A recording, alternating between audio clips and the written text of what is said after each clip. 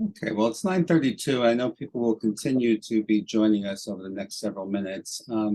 But we have a very, in my opinion, a really pretty wonderful and full panel today. So I don't want to take too much time in the beginning.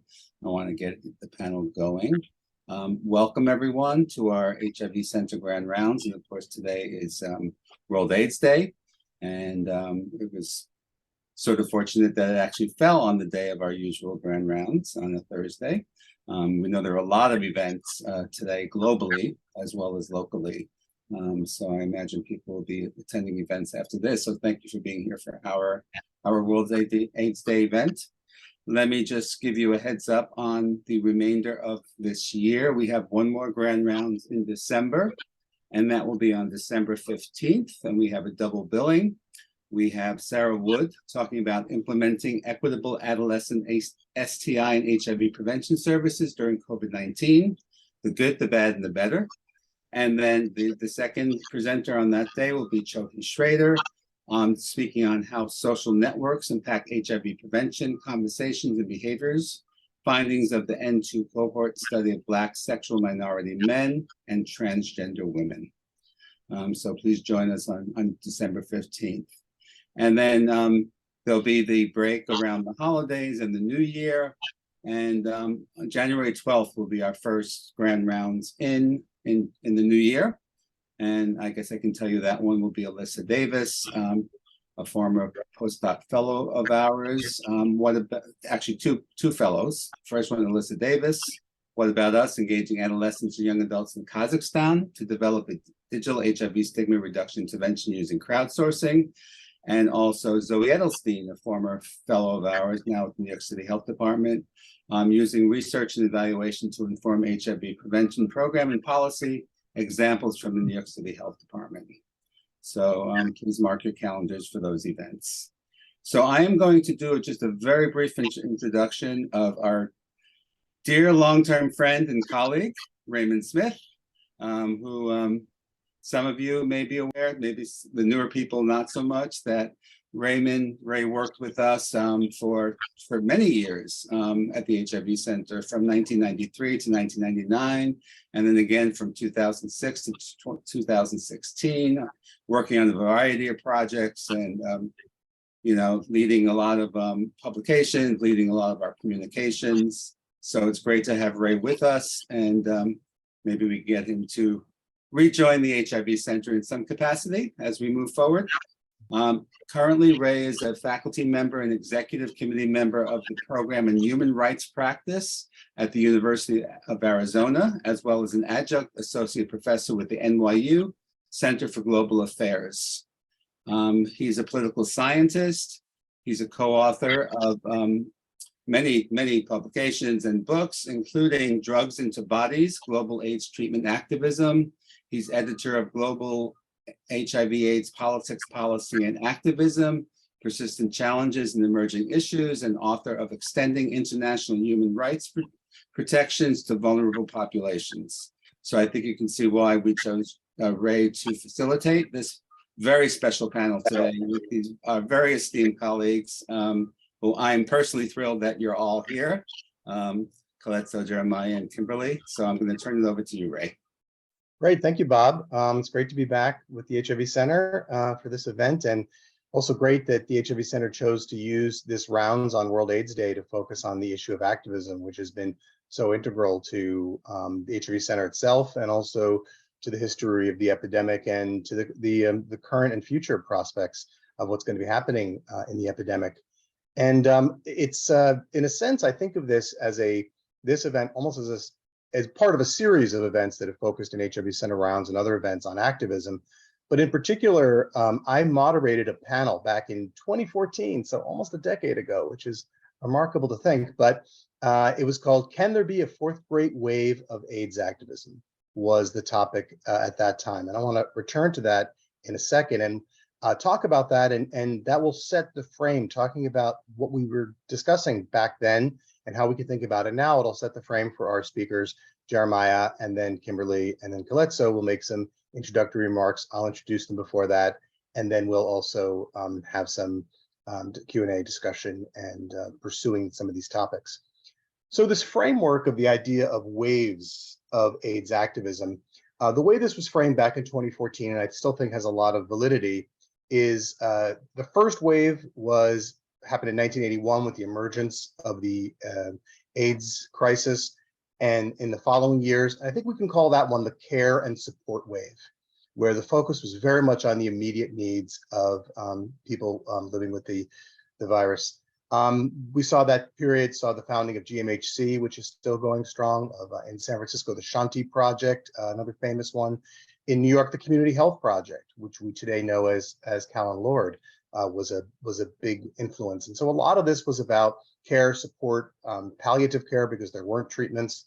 And but there's also the embers of a strong self-empowerment movement, in particular with the People with AIDS Coalition, or PWAC, which emerged at that time and enunciated these Denver principles, as they were called, about self-empowerment, and that they should be known as people with AIDS, not AIDS victims, AIDS sufferers, not even really AIDS patients, but people with AIDS, which in some ways prefigures how we think about many issues today.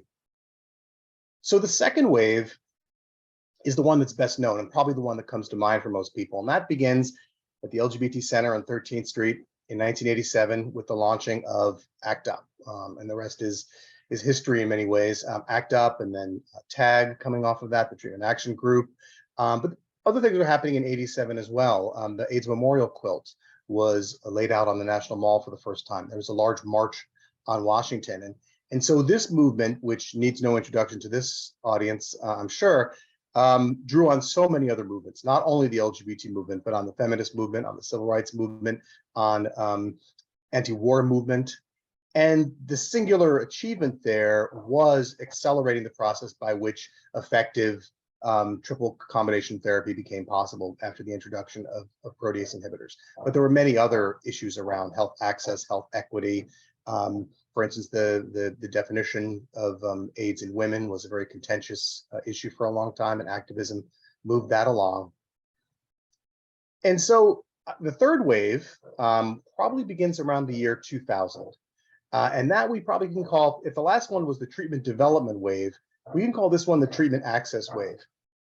Because a terrible thing had happened where treatments now existed, and yet were so often not available for funding reasons in many parts, particularly of the developing world, even as the access grew increasingly in the developed world. And so ARVs are available, but they're not accessible. And so some of the same players continued on. ACT UP Philadelphia, for instance, was a major player in the global access issue. There were things happening in other countries. South Africa was a very important place for this, and TAC, the Treatment Action Campaign, Access Campaign.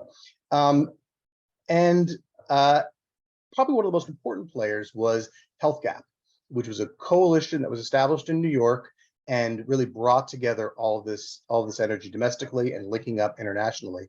I just wanted to take a second to pause to say that HealthGap was founded by our own admired and beloved, now late HIV Center colleague, Dr. Alan Berkman.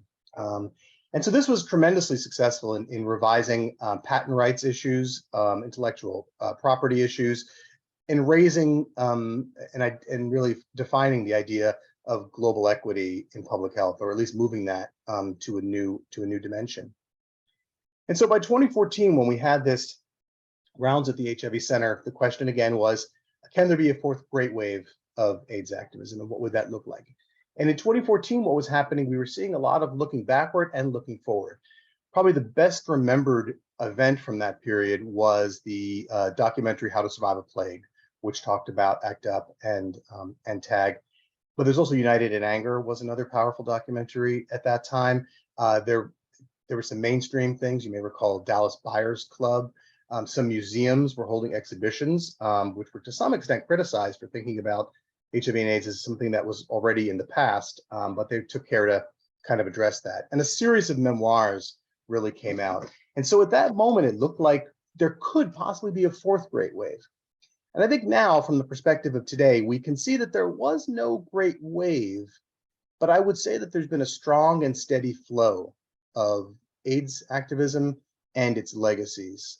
There's been an enduring impact, even on the substance, but also on the whole process, on the whole framing of public health policy, of drug development, of the medical system, of access to care.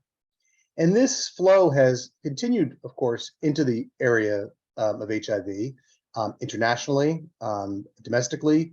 Some signature issues have been access to PrEP, pre-exposure prophylaxis, to NPEP, non-occupational post-exposure prophylaxis, dealing with other STDs more effectively and appropriately, and also messaging around the idea that U equals U, that low viral load, undetectable equals untransmissible. So there's a lot of that still happening, and I think our panelists will talk about some of those continuities and some of those changes. We see this outside the impact of AIDS activism and its legacy outside of the HIV field as well. Think about the Ebola virus. Think about the Zika virus. Think about the international response and the activist engagement around those issues. And more recently, of course, we had COVID, which really raises issues of vulnerability and equity. And one fact I think is interesting is that Paxlovid, which is one of the most prominent treatments for COVID, is a protease inhibitor. And so there's this very direct link to that legacy of what ACT UP was fighting for, its development. And then this last summer sometimes felt a little bit like the summer of 1981 with the emergence of the monkeypox epidemic, or as I think we're now calling it Mpox, the World Health Organization has suggested. And there's a way in which AIDS activism was uniquely positioned. And this was actually something that Jeremiah was quoted in last week's Gay City News in an article about the organization PrEP for All, saying, "We have unique expertise in addressing new and emerging pandemics and outbreaks, particularly for vulnerable communities. We sort of had to take up the mantle for other pathogens." And so part of the idea behind today's event is that we'll hear about the linkages to this heritage, and we'll also think about what needs to happen next. And so the title of this Grand Rounds is Does Silence Still Equal Death?, which harks back to the famous ACT UP slogan. And I think we can maybe more constructively flip that around and remember that the companion to that slogan was action equals life. And we can certainly say that action equals life. And in breaking that silence, there still needs to be a lot of noise, but it may be that it needs to be a different kind of noise, that the strategies of the past aren't necessarily the ones that are going to work today. It's not 1981, it's not 1987, it's not 2000, it's not even 2014. Our political system has changed profoundly during that time. Social media has changed during that time. So many things are different. And so we probably, certainly still need activists to make noise and to break the silence. But some of the tactics, for instance, naming and shaming was a tactic that was often used to name someone who was carrying out a violation of human rights or some other principle, and then to shame them. But we have in many ways a new generation of leaders who are shameless. And how do you shame the shameless? And maybe they're even proud of their violations and take it as a badge of honor. And so what might have worked at one time won't necessarily work now. So with that, let me introduce the three panelists and just give an initial charge of some of the questions that they'll be responding to from their respective points of view. Jeremiah Johnson is the PrEP project manager at PrEP for All, and is now also currently its acting executive director.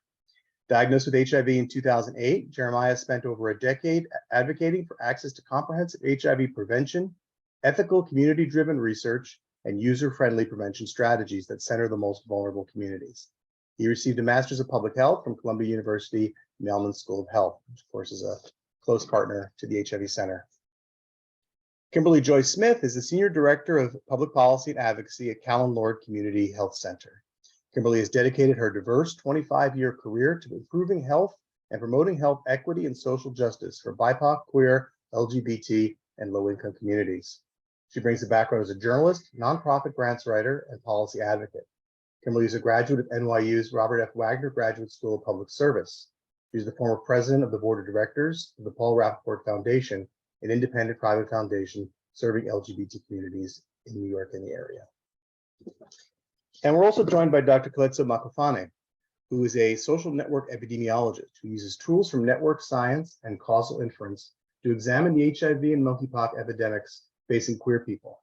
He's been a public health practitioner for over 10 years, working to improve the global response to HIV as it affects men who have sex with men. He's an active member of a number of committees and working groups that shape the response, including the World Health Organization Strategic and Advisory Committee on HIV, viral hepatitis, and sexually transmitted infections. And he's on the board of directors for LVCT Health, a leading Kenyan HIV service provider. Dr. Makofane is currently a Health and Human Rights Fellow at the Harvard FXB Center for Health and Human Rights. So welcome to the three of you. And as we go into your opening comments, I'll just mention that two of the framing questions that we were presented to by the HIV Center were what HIV and other infectious disease-related activism is needed now? And from your perspective, has activism become more or less important, or how has it changed? So let's turn to Jeremiah.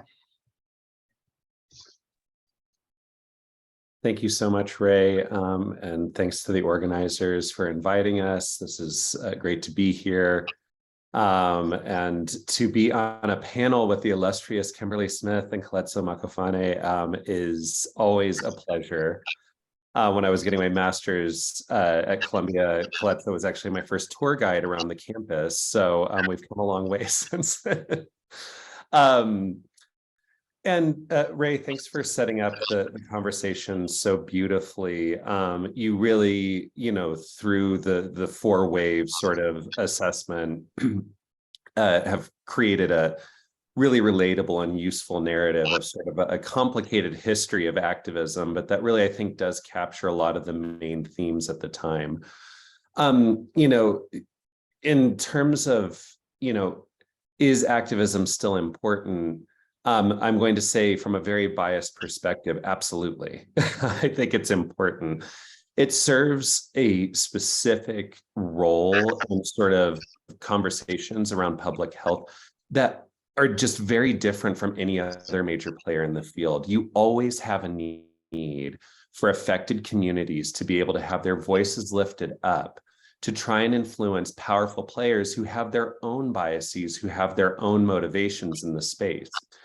The fact of the matter is that politicians behave better on your issues if they know that you're watching them. They aren't as shameable, as you said, but there is still a voice to be had there.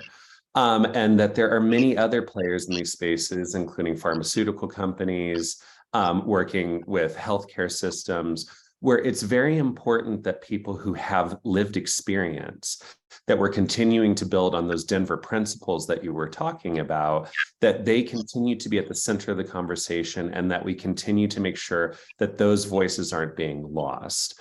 And perhaps now more than ever, it's important for us to evolve as a field to be able to meet that challenge because there's so much noise out there. There's so much that has changed over the past decade, but that need for marginalized communities to have their voices elevated has absolutely not changed. So that's very much the perspective that I come at in my HIV/AIDS activism these days. And, one thing that I always like to sort of be clear on as I share my perspective on the field of advocacy is that this comes from someone who I focus mostly on domestic advocacy. I focus, pretty exclusively on HIV prevention advocacy these days, and from someone who is based in New York City. I think that the story of HIV activism, you'll get some different nuance and some different perspectives if you're talking from an international perspective. Perhaps if you're talking from other areas of HIV advocacy, HIV criminalization, addressing treatment access, addressing housing. I think you'll have different sort of talking points, though I think we are all experiencing certain similar phenomena at the same time. And I think if you're talking to someone who's based in, the US South or somewhere else, you'll probably get a different perspective. But from my vantage point, as I sit and live in Manhattan, I've really seen over the past 9 years, you talk about four waves. I sort of see my advocacy in three phases over the past 9 years. About 9 years ago was when I was hired to work as the first HIV prevention research and policy coordinator at Treatment Action Group here in New York. This was a time that it was prior to the 2016 presidential elections. And so the advocacy that I was involved in was perhaps still more of a flavor of some of that traditional ACT UP activism that you were talking about. We were still employing a lot of tactics, a lot of messaging that you saw in How to Survive a Plague, and that we were still advocaately seeing deployed by ACT UP, who continually was meeting at the LGBT Center every Monday night at 6 p.m. That was very much the flavor of that activism at the time. It was driven very much by the renaissance of HIV prevention research. So in 2012, you have FDA approval of pre-exposure prophylaxis. In 2011, you have HPTN 052 come out, which provides the basis for what would become U equals U messaging. And because we're seeing suddenly these new highly effective HIV prevention tools that allow us to break away from just sort of classical HIV prevention messaging, you see a renewed hope and a renewed energy amongst community activists, and something that gets us inspired to sort of form new groups, to go out there and form new initiatives.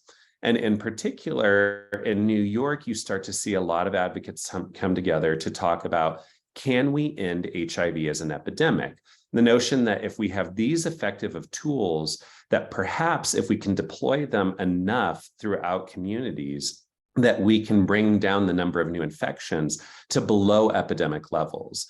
And so there is a lot of movement at this time, and it's characterized in many ways by the politics of the time. This is the Obama administration. The yes, we can. There's a lot of change in the air, in a sense that progressive activism is making a lot of inroads, and that perhaps older forms of thoughts or older biases are not going to have the same voice going forward. How naive we were. But at the time, it was very exciting. And so it was really easy from an HIV perspective to still be able to get people into the streets, to go to protests, to really get a lot of attention on HIV still, and to name and shame politicians, and to actually get a response from them.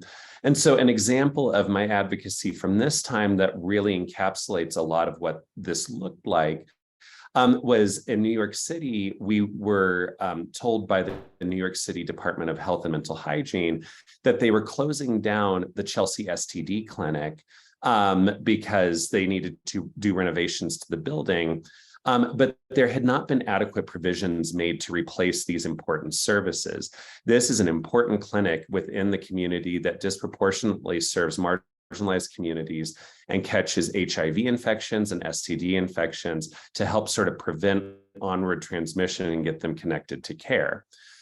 So at the time, I and some other advocates, including James Krellenstein and Jim Igo, who were with ACT UP at the time, we put together an evidence-based presentation looking at the importance of these services, looking at the steady decline in funding in STD clinics in the city over the previous decade, and the corresponding decline in services and the potential impact on community.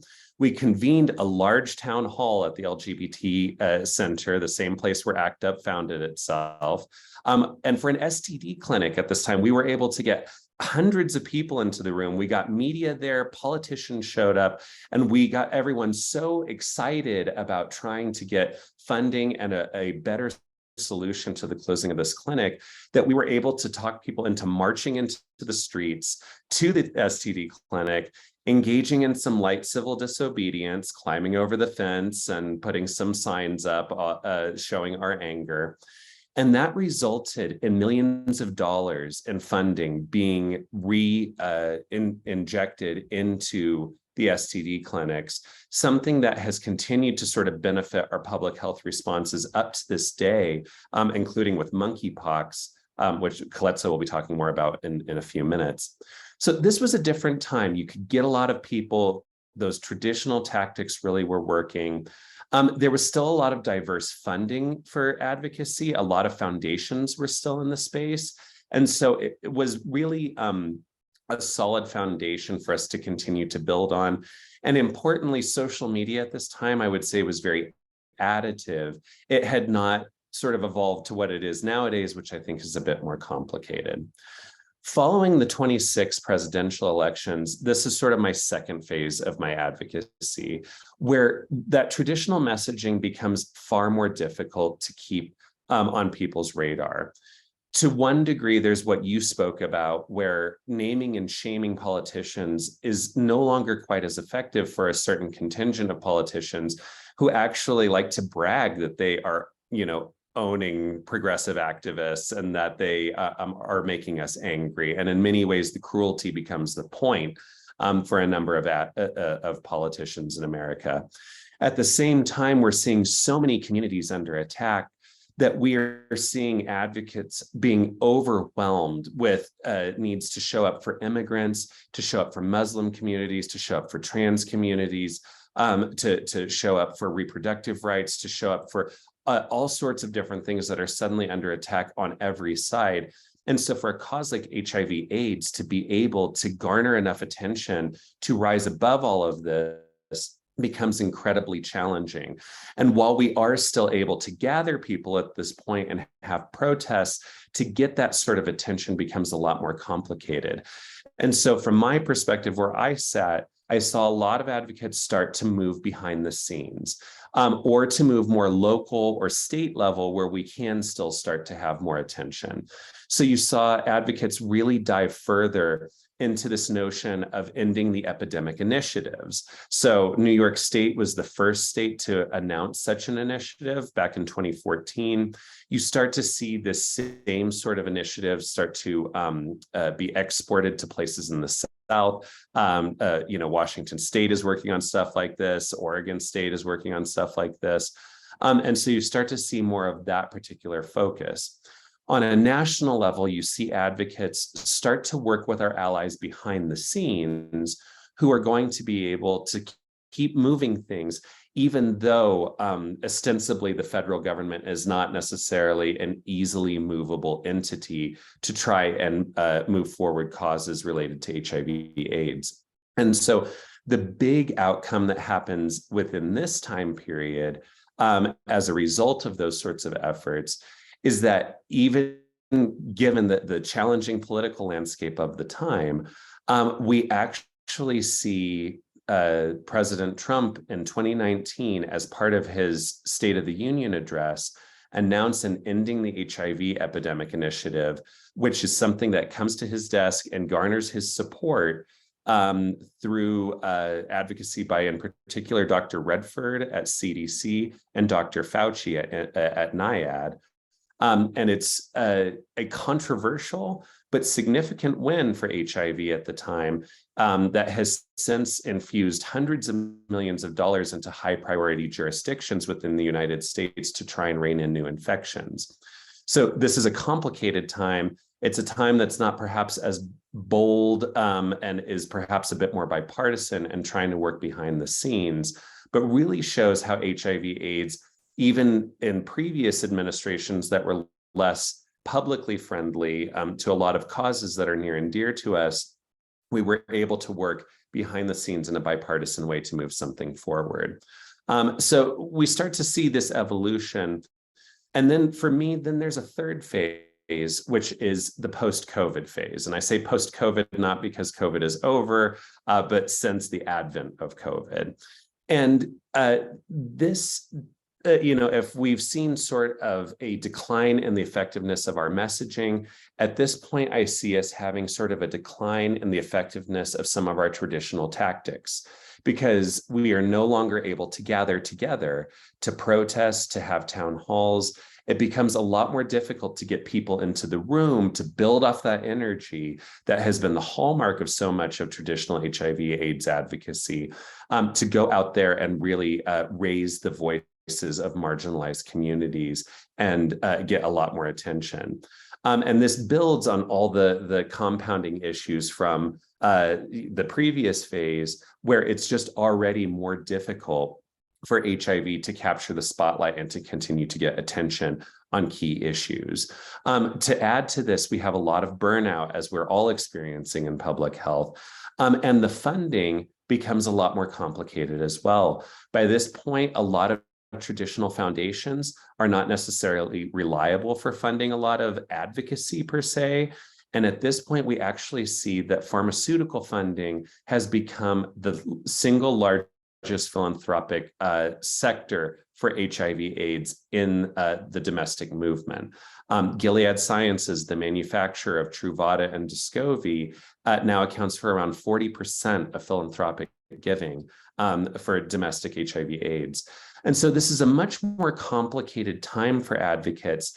And I can't say that I necessarily have a lot of the answers, but my sense is that we have to get a lot more precise and a lot more effective in exactly the tactics and the messages we're deploying in order to move anything forward. So I know I've gone on a little bit more than my time, but I'm going to talk a bit about the advocacy that I'm working on right now, which I think is an interesting example where I'm still learning what's working and what doesn't, but where we are seeing a national movement. And that national movement is for a national PrEP program for uninsured and underinsured individuals. So it's been incredibly difficult to try and get this messaging, to get this cause really elevated, but we've really been deploying some of our best tactics as a community to try and get as much attention as possible. And we've been effective by coming up with highly targeted, very evidence-based proposals for what an equitable program for national PrEP access would look like for uninsured and underinsured populations. We worked with Johns Hopkins University. I still have all my love and loyalty for Columbia, but that's just where this came from. And we were able to put together a really great proposal that was ultimately published in the Journal of Law, Medicine, and Ethics. At the same time, we built a lot of consensus amongst a lot of highly reputable actors in the HIV space, a lot of researchers, a lot of service providers, a lot of community experts.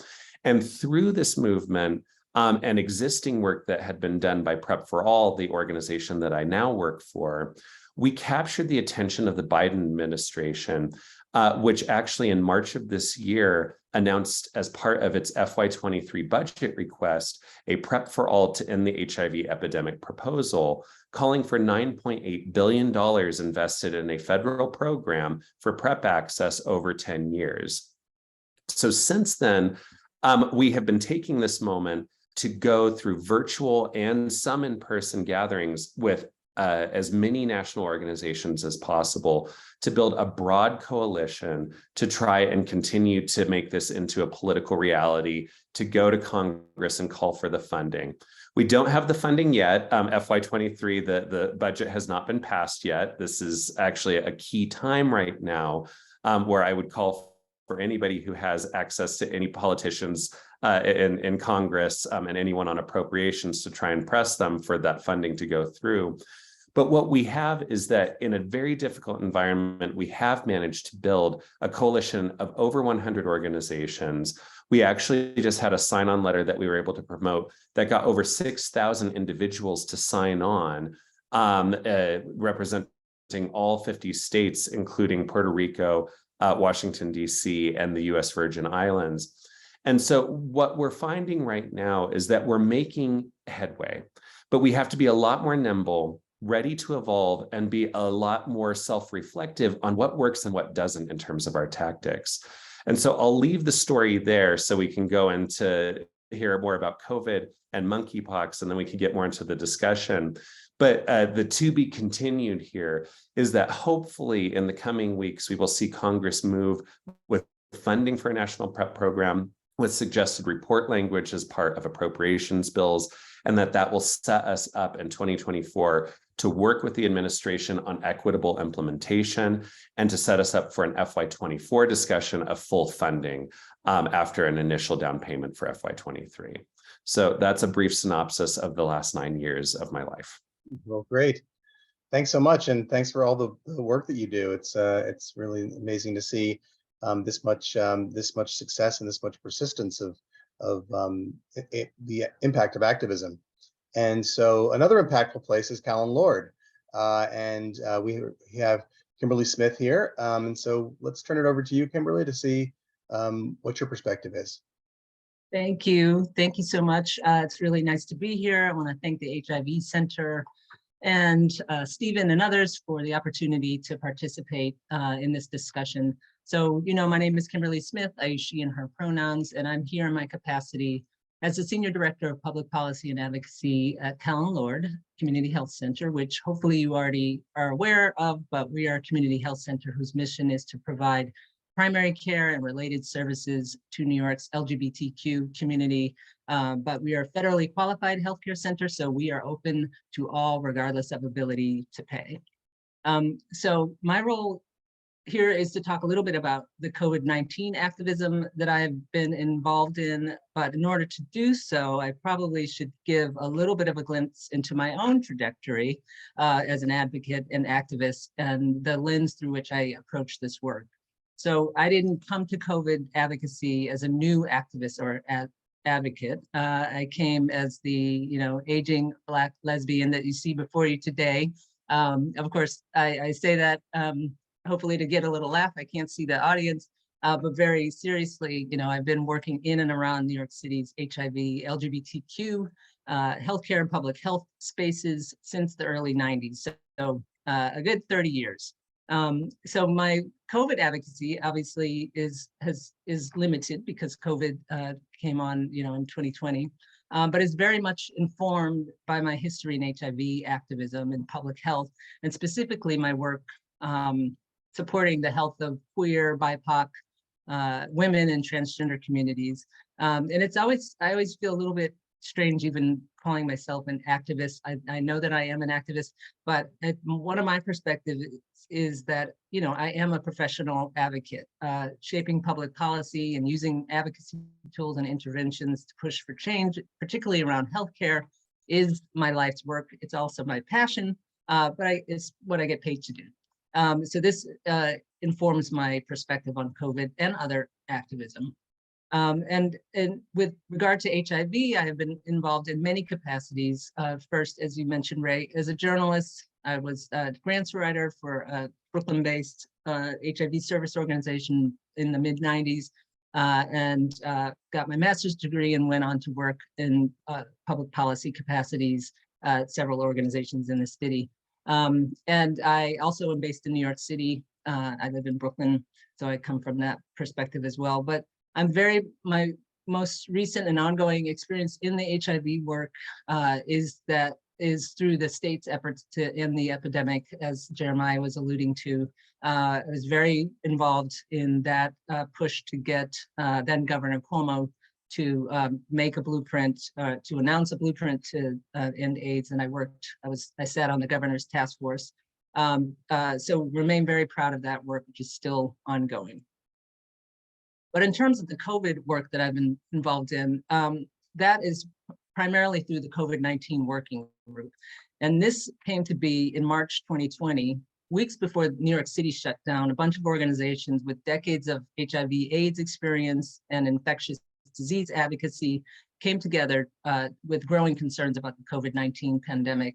And these included Treatment Action Group, PrEP for All, Housing Works, the National Black Leadership Commission on Health, Callan Lord, Latino Commission on AIDS, with a few individual longtime and well-known activists like Peter Staley.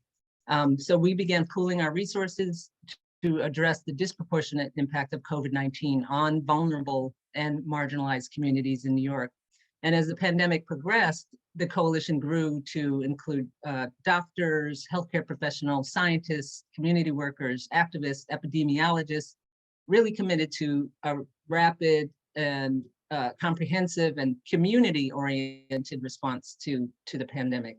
And we essentially stood up a functioning coalition within a matter of weeks. And I feel like Jeremiah Johnson could easily be giving this portion of the talk as well, because he was exceedingly instrumental in all of that. So in the first month alone, the group quickly released a series of statements calling for social distancing, very specific policy issues like private insurance coverage of 90-day medication refills, expanded unemployment benefits, the protection of homeless populations, and transparency on PPE shortages. And so we keyed in immediately to some critical policy concerns for populations that are particularly vulnerable to complications from COVID-19, as well as the socioeconomic impact of physical distancing and other containment and mitigation strategies. So we set about to advocate for these protocols and policies to address these unique barriers, including safe isolation spaces, important income and safety net services, and really wanted to focus on particular communities that were most marginalized: homeless individuals, incarcerated population, those living with chronic health conditions. And there was a group with particular expertise that was a part of our core COVID-19 working group that really focused on treatment, prevention, and vaccine pipelines, because they brought unique experience with community-led research advocacy in HIV, hepatitis C, and TB. So this was particularly helpful as well. Like every good coalition, we organized ourselves in 1 million different committees. Committees focused around homeless and incarcerated populations, stigma and racism, healthcare access, which was a committee that I led for a while, data and metrics, diagnostics and treatment. And because we did not have the luxury, as Jeremiah mentioned, together in person safely, we did not enjoy the benefit of being able to stage big performative actions like our predecessors in the early HIV and AIDS movements. But I tell you that we wielded a mighty pen, and we set about to write many multiple letters, very well crafted, well researched, with a lot of brilliant ideas, letters to various government officials between March 2020 all the way through 2021 into the early part of 2022. And some of those addressed the issues that I spoke about, unemployment, et cetera. But we also produced reports. One of the great things about the COVID-19 working group was it was a lot of brilliant minds together coming up with a lot of ideas. Our Stigma, Racism, and Criminalization Committee produced a guide for media and communications. We, wrote letters holding our decision makers accountable to the test and trace program, calling for vaccine equity, vaccine confidentiality. We worked in partnership with some of our members on legislation. There were many letters. I led the Healthcare Access Committee, and we produced a report elevating the needs of individuals with chronic conditions. This was all very important. I could say we used, social media. We had internal Slack channels, short, brief, though they were, and we communicated and met by Zoom and by phone. It was very intense, a very frenetic and chaotic pace at the beginning, all the way through the end of 2021. And so, given that my activist and advocate life sits exclusively with HIV, LGBTQ health, and COVID, I have admittedly made a couple of observations, not, I would say, very earth-shattering observations about sort of activism and what works and what doesn't with COVID. And some of these relate to HIV advocacy. And one is really thinking about the role of organizations. Like the Ending the Epidemic work that I've been involved in, COVID-19 working group activism sprang from the city's and the state's community-based HIV organization infrastructure. And this has been a source of power for both, I would say, the Ending the Epidemic work, but also the COVID-19 working group. And I think to name this as a source of power does not necessarily mean to say that there weren't and aren't limitations. CBOs sometimes have to act in their own self-interest, and this can conflict with a larger activist agenda.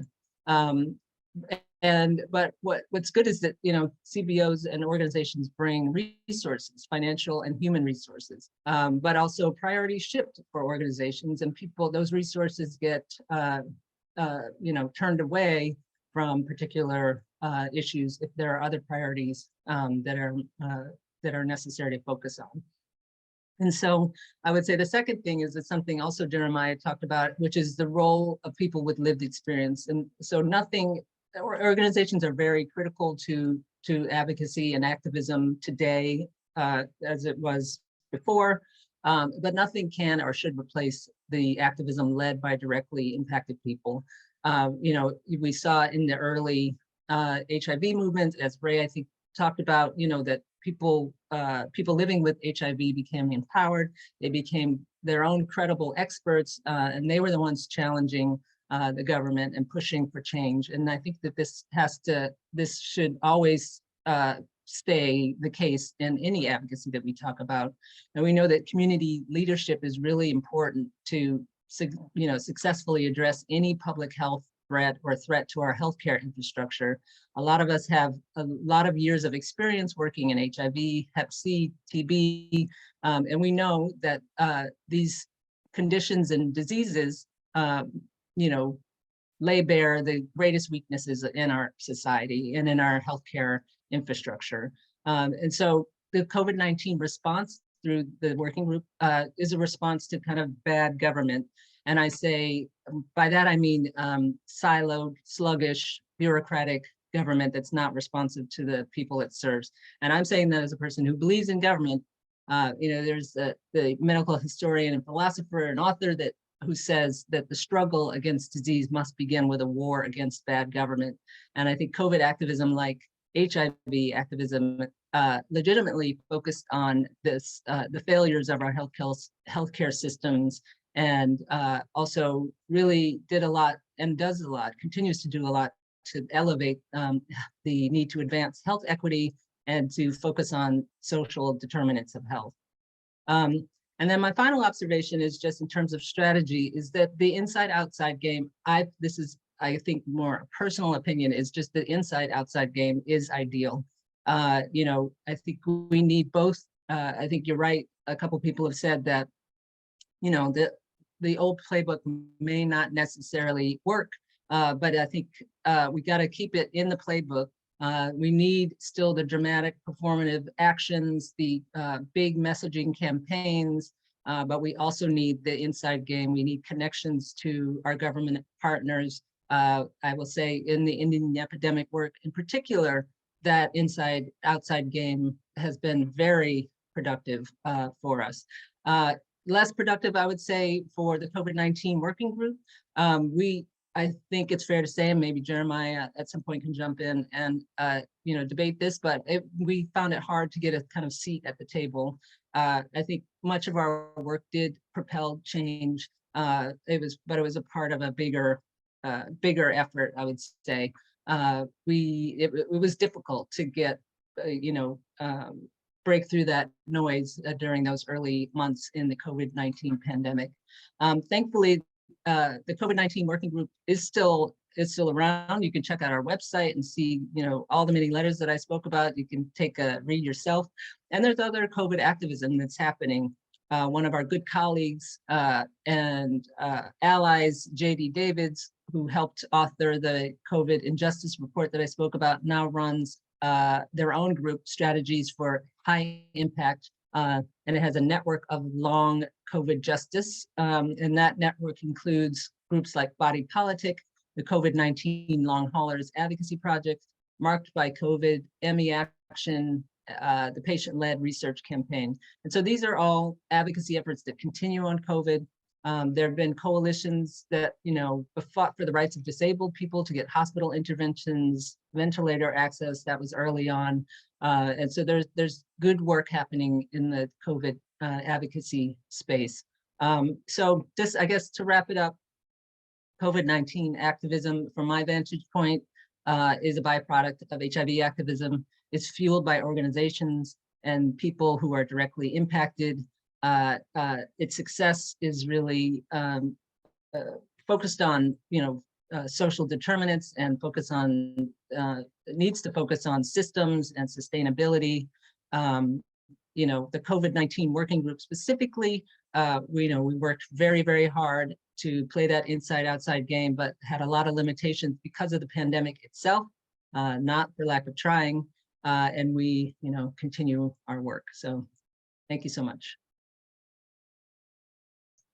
Thank you, Kimberleigh. That's a really powerful example of how one generation of activism inherits from another and really shows a lot of those continuities, while also noting that there are discontinuities, that things change and circumstances have to be adapted to. So thank you very much. But to see that something like COVID, although people were predicting a global pandemic for a long time, in a sense, it dropped out of thin air when it did. And certainly there wasn't time to prepare. And actually, the case of monkeypox or mpox is probably comparable and has also some powerful continuities and some differences happening as it did in 2022.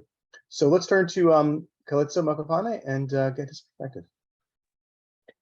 Thank you so much for inviting me. And, this is an important space because when Jeremiah and I were both at Mailman, I would come to this grand rounds frequently. So I think it's fitting that I come back now as something in between a student and a faculty member.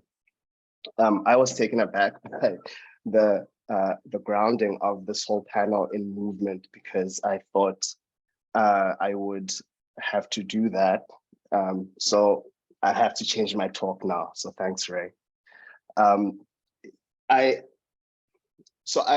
talk is going to be a little bit of a meditation of the position I find myself in as an activist who is also a scientist and is trying to figure out how these two frameworks can work together in my life and also just in the life of the movements that I care about. So my spiel would usually be that I'm from South Africa. Movements are real in South Africa, in that people believe in movements. I grew up in the shadow of a movement. I grew up in the shadow of the anti-apartheid movement. Movements can topple governments, movements can topple economic systems, movements can destroy borders if we want to destroy borders. And that's not something that I think is as much in the public imagination in the US as it is in South Africa. But even more than that, I've been training, I've been at Harvard as a student, an epidemiology student.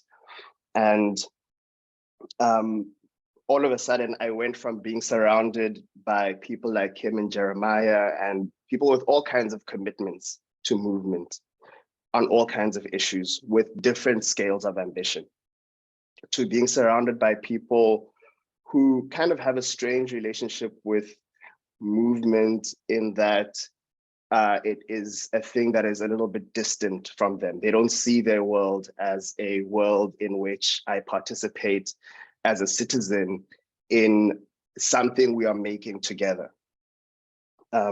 It's not grounded in movement, and it kind of shows up. What has been really shocking to me is that we are in a school of public health, and I've named the school, but I'm sure it's the same. It was the same at Columbia. I'm in a school of public health. We're talking about interventions that can shift the distribution of states of illness and health across populations. And we don't start with movement as the engine of changes that have led to political changes that have led to the biggest changes in public health. Like, it doesn't start a conversation about social epidemiology, doesn't start with, okay, HIV, what's happening in HIV now is a descendant of the anti-apartheid movement, the movements that started in the US, So if we want to change things for the better in the future, we have to understand how those movements did that work so that we can do it in the future, rather than what I think happens, which is that we are trained to believe that interventions, public health interventions, come from government or large agencies. So we're always making recommendations to these systems, which we should know very well are not in the business of taking up our recommendations. That's why there has to be movements. So like, if you recommend to Uganda that they should decriminalize same-sex sexuality, it's like, yes, thank you for that recommendation. In fact, we want to cause harm. So no, thank you, actually, because that's not what we want to do. So there's that aspect, the imagination of what is possible, the imagination of which systems are responsible for what is very narrow. It's very different than what I'd been used to. And also there's a reticence to to state one's commitments, to state the principles and values that you think are right and true, and to be willing to stick with them even when they're in conflict with other principles, with other demands in your environment, at work, at the university, etc. And then the third difference that I've noticed is that there just isn't a lot of ambition, in the sense that we don't really truly believe, those of us who are in the academy, that we can change the things that we want to change through our work.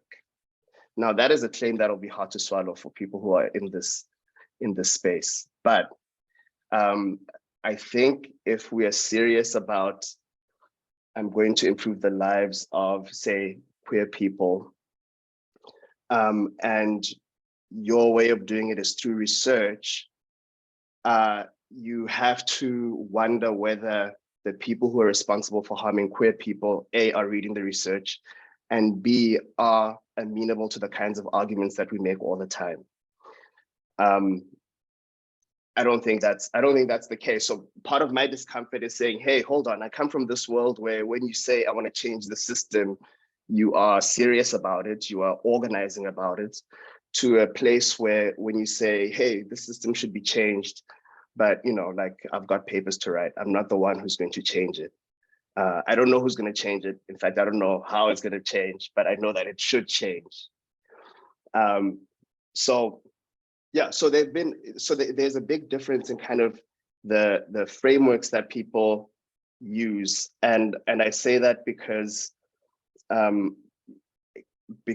we're also in a stage where, on the back of these movements that have shaped particularly HIV, but other things, there is more and more of a technical specialization in public health, so that the programs that are supposed to support queer people are run by people or designed by people who are not queer, but who are credentialed.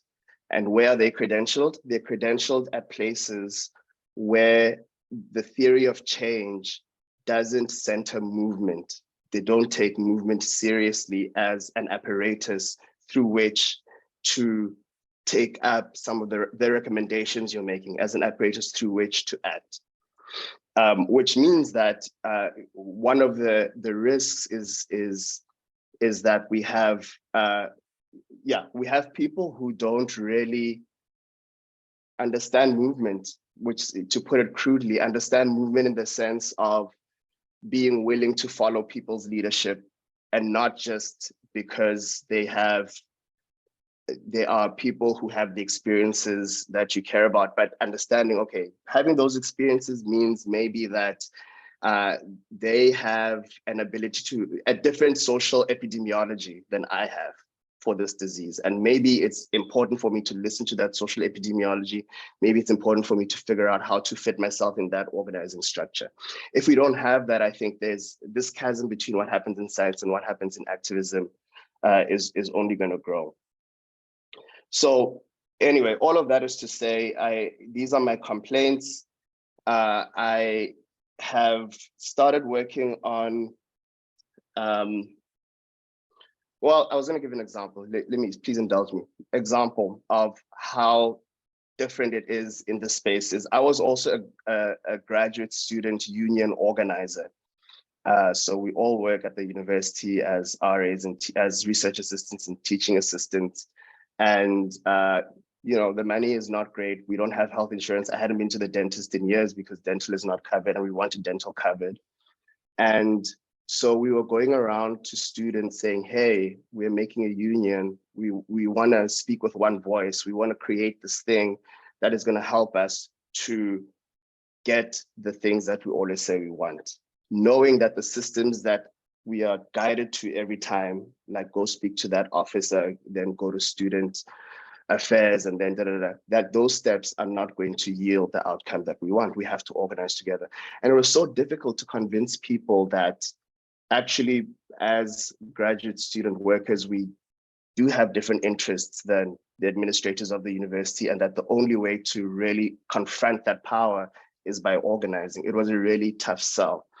And I think that tough sell combined with the training in these institutions that is very, very technical and removed and apolitical and removed from movements means that we are in an environment where the movement in whose shadow I grew up is not possible. It's not possible for everyone to be engaged and for everyone to be engaged as intensely and want to change things as intensely. So that's my main complaint, and that's now coming into MPX NYC, which is the MPOX project that I started along with James Kredenstein and Joe Osmondson, and then a whole group of people, Nick Diamond, a whole group of people who followed after that.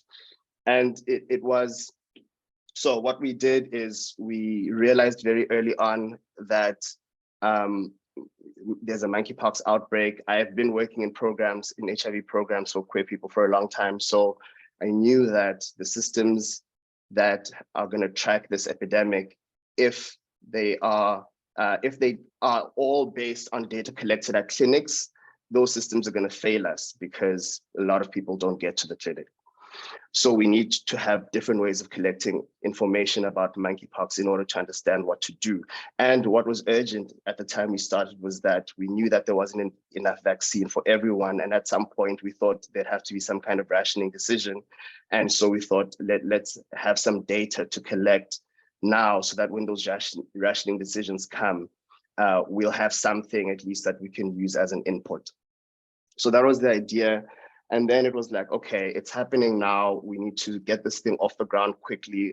We're not going to apply for an NIH grant and wait for months to see. So we are going to have to do a lot of this on the cheap. So we need lots of hands. So we kind of recruited people, anyone who was interested in monkeypox to come and join, but to join as an investigator, not as a volunteer, as an investigator who also has a stake in what the questions are, how we answer them, what we're going to do with the data. And so we formed, and then another thing that I realized is because I'm new in New York City, I would probably face resistance or at least suspicion if I just came in and I said, hi, everyone, my name is Keletso. I'm doing this thing for monkeypox in our community, and none of you have ever seen me before. So we spent a lot of time organizing ourselves to call people at Calendar, at TAG, to call them and say, hey, we're doing this thing. We want to do it together. Please join our call so that we can talk about what our idea is and hear whether it makes sense, whether it doesn't make sense, whether you're already doing it, whether you want to join and do it together. And we did that. And what we ended up forming quite accidentally is a space for people who work in agencies and who are also just interested to come together and to talk about monkeypox, to say, today, these are the numbers. This is how we think it's spreading. These are the concerns we have. This is what the government is not doing. And out of that, all of a sudden, so firstly, people who do not work in the space, who had not seen in the networks, that I will know through Jeremiah and people like that. It was people like that who came on, who didn't necessarily have experience doing public health work or doing activism. And they were really useful, and they were really kind of excited to share their talents. And all of a sudden in the space, we had subgroups of people working on policy documents, people working on safer sex guideline that's actually explicit about the kind of sex that one would be interested in if one was had risk for getting, MPOX. And people, and so it was like an expression of this talent that has not been tapped yet, that is in our community and that we need to access somehow. And so how this is connected to the long spiel I gave before is that I think that where I'm at is trying to cultivate the conditions for the kinds of movements that I imagine that are in my ambitions, the kinds of movements that connect everyone who is affected, that where everyone feels like a citizen, everyone feels like they have something to contribute, everyone feels like they have power, and everyone feels like they have responsibility for the people around them. So this project for me is also try, or let me say, in this phase of my life, I am trying different things, including this project, to see how we can shift people from being disengaged to being more engaged, so that hopefully in the future, there will be a big group of people who are deeply engaged, who can take on the challenges that we are faced with right now. Because the way that I see things, if we don't do that kind of work, our field, our networks of people who grew up in either in the initial HIV movements or the more recent movement, which is very NGO-ified, we are a network that is not growing. We are getting older. I'm no longer the youngest person on calls. Jeremiah, you will also not be the youngest person on these calls anymore. And more stuff comes, COVID comes, Mpox comes, the same network of people responding. And so where I'm at with my science and activism is that we need to create a science that understands activism, and we need to create the conditions for activism to happen at scale. And we can't do that if we don't figure out how to get to people who are not already connected, and how to shift what we're doing, recognizing how our social worlds have just shifted so immensely because of the internet, because we now hang out online and we have online personhood. So I'm sorry for rambling. It is actually Ray's fault for completely destroying the structure that I had created around this talk by putting movements right at the center. And I look forward to discussing. Well, Keletso, was definitely a creative destruction, because I was really interested to see the things that you had to say. And in particular for this audience at the HIV Center, a couple of themes that were very prominent to me was the role of research. And that is something, before we end today, we'd like to talk about that, about what is your perspective on the role of research, and how can researchers and clinicians get involved if they want to. And the other thing, Keletso, is that the HIV Center has a long history also of engagement with South Africa, originally connected because of one of the co-founders, Dr. Zina Stain, and her long experience with many of our investigators, many our, haven't been the HIV Center for a while, but I'm still calling it us and our, have been deeply involved in South Africa and the very special conditions that prevail there. So keeping in mind the fact that we would like to talk a little bit about research, I think it would be good now just to get people's reactions to one another. What similarities, connections did you see? What differences did you see among the perspectives that you offered this morning? And anyone who wants to start can go ahead and do so.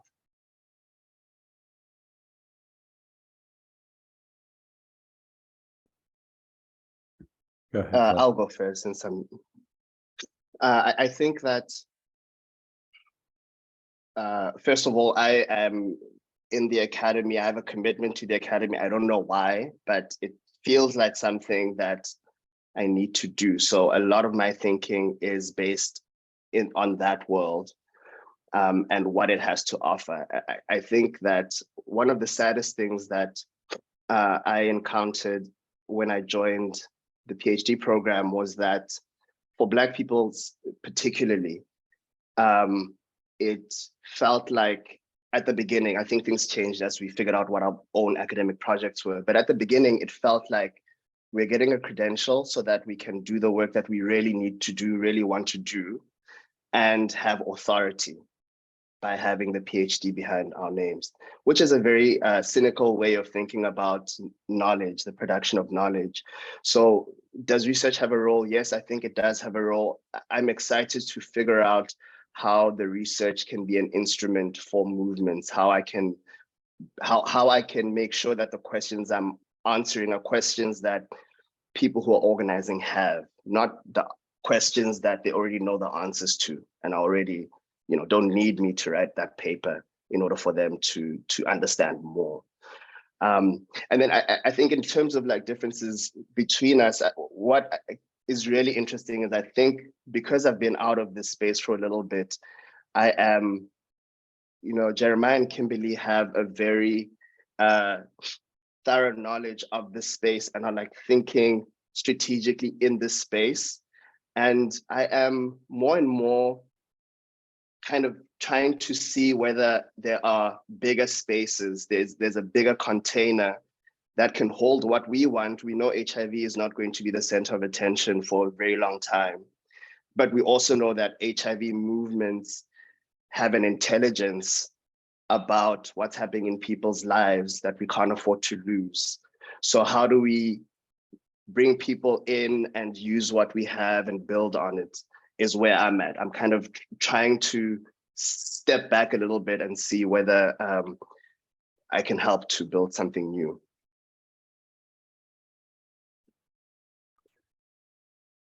Yeah, I'll share a few thoughts. Kimberleigh and Keletso, you both brought up so many points, so many memories. Kimberleigh, I think you really captured very well exactly what it was like to be as part of the COVID working group, because we were inventing something in such a complicated space.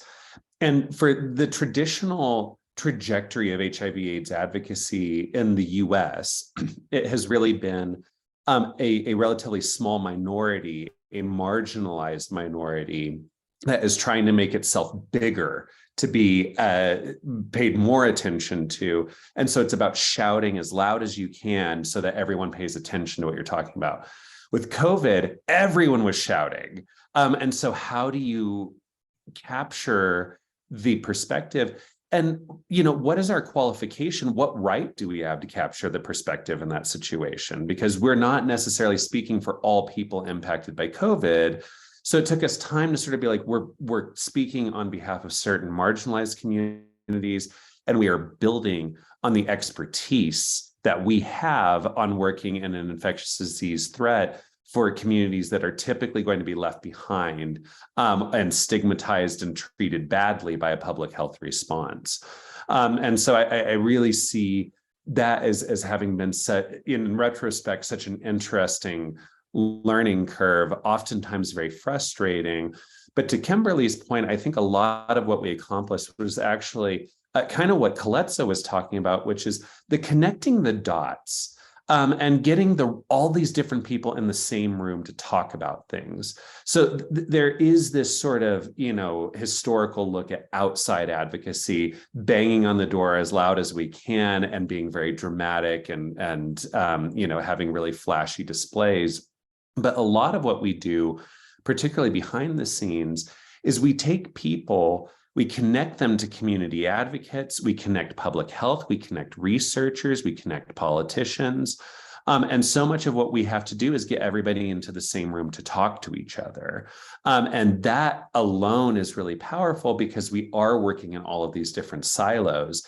And that's something that sometimes only advocates can actually do, because these different bureaucracies, these different structures, they're in their own camps and they don't like to play well with each other a lot of times. And as a matter of fact, they're mostly motivated by, I don't want to get in trouble. I just want to do my job enough that I don't get in trouble. And so we lose the focus of actually, how do we solve the problem?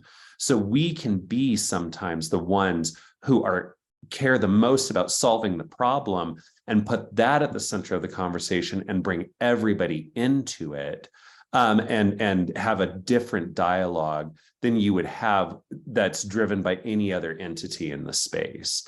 So those were some things. I definitely have some thoughts about the role of research, but I'll save that for a minute because I think we'll get into that some more. But I am glad that Keletso has already opened the door to being controversial on that topic, because I thought I was going to have to do that a little bit, and I'm glad that maybe we could do a little more of that in a minute.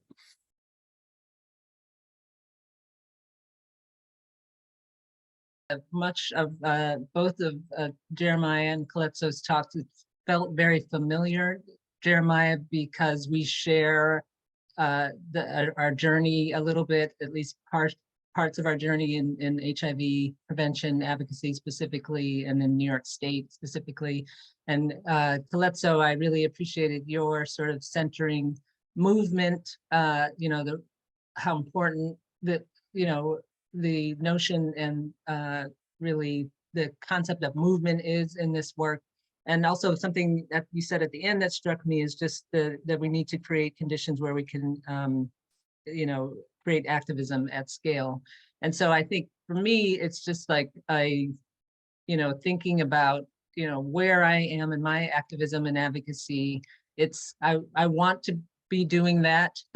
And I want to be centered in the movement, and I am, but sometimes it feels far away in the day-to-day work, because it is very much, you know, I get very much sucked into the coalition, you know, running the coalition, like, you know, maintaining, as important as it is, like part of most of my work now in this space, not just, you know, related to HIV, but also LGBTQ health and primary care and monkeypox and all of that, is about like, how do we sustain our service? Like that you know, there's the fight to make the infrastructure and the systems writ large better and more comprehensive and less fragmented and less commodified. There's that big fight.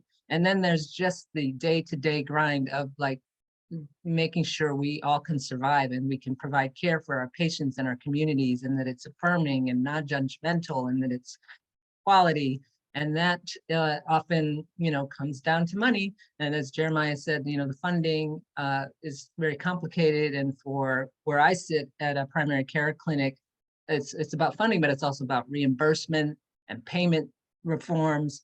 And so that that can be a grind. And so I feel like this you know, HIV advocacy space connects and the COVID advocacy space, as well as what continues to be the MPOX advocacy space, you know, threads all of that. It threads a movement, a big giant movement, but it also threads, you know, it's connected to like just survival at every level.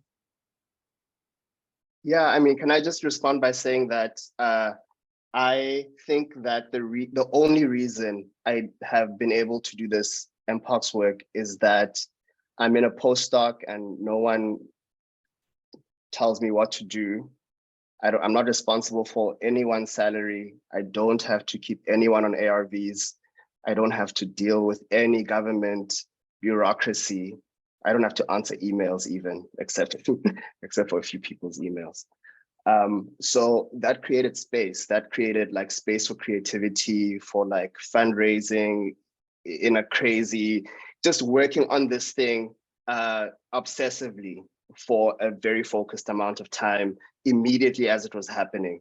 Whereas the people who, you know, people like you and Jeremiah, well, I don't know Jeremiah, I think Prep for All is also very flexible. It's a very nimble organization. But if you're in an organization where you have to do a donor report that week that monkeypox is happening, like you have to do the donor report. That's what you have to do. So I think part of this is recognizing that this wealth of activism is now embedded in these systems that sap energy. And how do we create like reserves? How do we create people who are not completely unknowledgeable about like what to do, but who are not also fully 100% engaged because those people are busy? And that I think is kind of an urgent question, because more things are coming and we can't keep on responding to things with the same 5 HIV people, you know. Yeah. Super quick to Keletso. Sorry, super quick to Keletso's point. When we were at Mailman, you know, one of the most important courses I took while I was there was Richard Parker doing a course talking about the history of HIV activism and the role of it. I wish that we had more courses like that. And I wish that we had more courses that gave activism its proper due in this. One of my biggest frustrations with the COVID conversation in particular, the response to COVID was built on the work that we have done as HIV advocates. It was done through HIV trial networks that, you know, contributed vital research. It was built on the backs of the organizations that we founded and activism that happened. Many of the champions, many of the very public faces that we had at the federal level were people who got their start in HIV/AIDS, most notably Dr. Fauci, of course. People who then were sort of taken away from the work that we need them to do because they needed to focus on these other threats. And something that I'm endlessly frustrated about is that we have not paid HIV/AIDS its due for what it has done for the infectious disease threats and continues to do. And I actually am quite frustrated most of the time that we don't get the funding attention that we should be getting, because we're the ones that have been driving all of this. And I don't think that that message is getting out there enough. And I wish that schools of public health would teach that a bit more, as opposed to being perhaps a bit self-indulgent. But that's my controversial take at the moment. I just wanted to suggest that we've kind of naturally arrived to one of the key questions that we wanted to ask, and activists always want to promote action, always want to bring people into the movement. And so, considering the people in the audience and those who may watch this later on the recording, how would you suggest for researchers and clinicians to get involved with the respective movements that you're involved with now? Many people will already be involved with HIV, but with COVID and Mpox, and also, as Keletso points out, there's more things coming down the pike, and an ad hoc response isn't what's going to be needed next time with this wealth of experience that exists. So do any of you have a kind of takeaway message for researchers and clinicians about how they can become involved?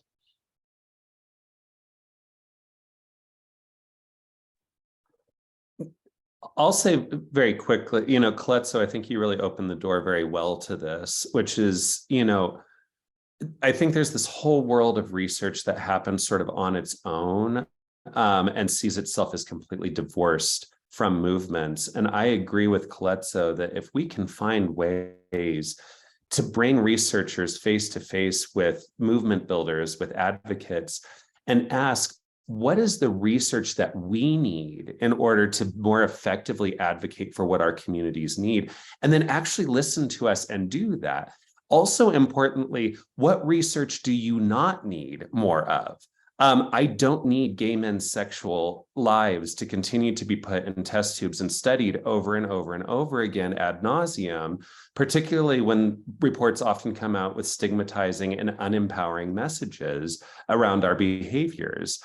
We really need researchers to be at the table to give us important data points on where does action need to happen. I think of people like Ron Stahl, who back almost a decade ago now, really looked at current new infection rates by race within MSM populations and came out with a data point that 1 in 2 young gay Black men in America could have HIV by the time they were 35. When he came out with that data point, we were able to take that and really do some important advocacy for that. So being able to uncover where the problem is incredibly valuable. Also, another type of research that I'm interested in is people who look at sort of behavioral research, but for people who hold power in this space. So I think there's a bias a lot of times to look at the behaviors of marginalized people because it's easy, because those communities, we're used to studying them. We feel that we have a right to study them. I don't know that we always should feel that way, and we need to be thinking about the power dynamics here. But I think about Sarah Calabrese, who was at Yale a few years back and looked at medical students to understand their prescribing practices around PrEP, and found that there was sort of a bias against prescribing PrEP to Black patients compared to white patients. That's incredibly important to look at the behaviors of powerful people in the space. And then I think of others who really look at a self-critical lens of the field of behavioral interventions. I think of Dr. Lisa Metch, who through Project Aware found that the traditional paradigm of testing and counseling did not actually lead to a difference in HIV rates within populations. And so therefore, we were able to have a conversation that moved on from what can sometimes be an obsessive conversation about behavioral interventions into something that is more nuanced. And that self-critical, research that she did was controversial. It was hard for her to do it, but ultimately had a huge payoff in terms of how we talk about HIV prevention going forward. So, I think that's something that's, those are some examples for me of some important ways that researchers can contribute and start to shift away from sometimes what can be a little, I think, business as usual, doing the same types of studies and the same types of communities that we don't necessarily need anymore. Great, thanks, Jeremiah. We're down to just 5 minutes, but if Keletso and Kimberleigh want to have some closing thoughts on these issues or anything else?